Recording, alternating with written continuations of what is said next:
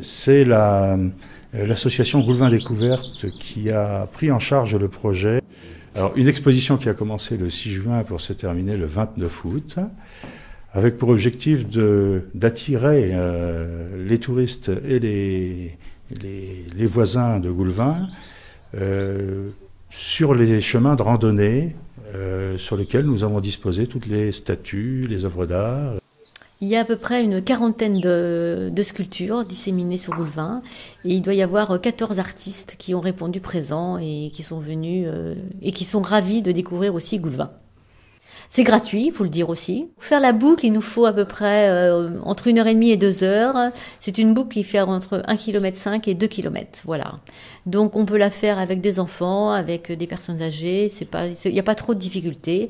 Et vous admirez en plus le point de vue, la baie de Goulevin qui est magnifique, marée haute ou marée basse. Il ne faut pas oublier qu'on est côté mer. Alors la particularité de Goulevin, c'est que c'est une exposition d'œuvres monumentales. Et ça m'intéressait dans un premier temps, parce que moi j'aime bien travailler en grand. Donc c'était super intéressant. La deuxième particularité, c'est qu'on était un groupement de sculpteurs, simplement des sculpteurs.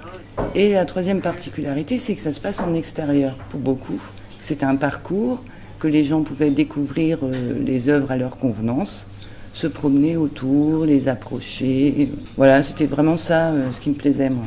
C'était de faire partie de ce groupe. C'est pas des expos qu'on voit tous les jours. C'est assez rare d'arriver à réunir comme ça 14 sculpteurs sur un seul thème. D'abord, on sent un groupe de gens motivés et qui en fait nous ont fait voir d'un œil plus... changer un peu le regard sur le village proprement dit, sur Goulevin. Et on s'aperçoit que Goulevin est effectivement un très beau village.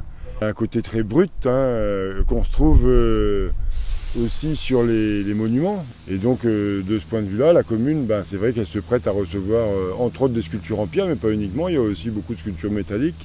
Il y a aussi des choses qui sont plus faites à base de résine, de matériaux composites.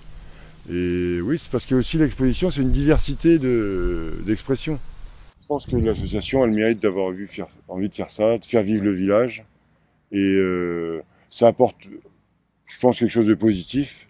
Ça m'a beaucoup plu les jardins ici, surtout ce jardin de presbytère où je pouvais mettre mes pierres brutes, mes pierres de Bretagne et du Portugal aussi. Et j'ai l'impression qu'elles naissent de la terre.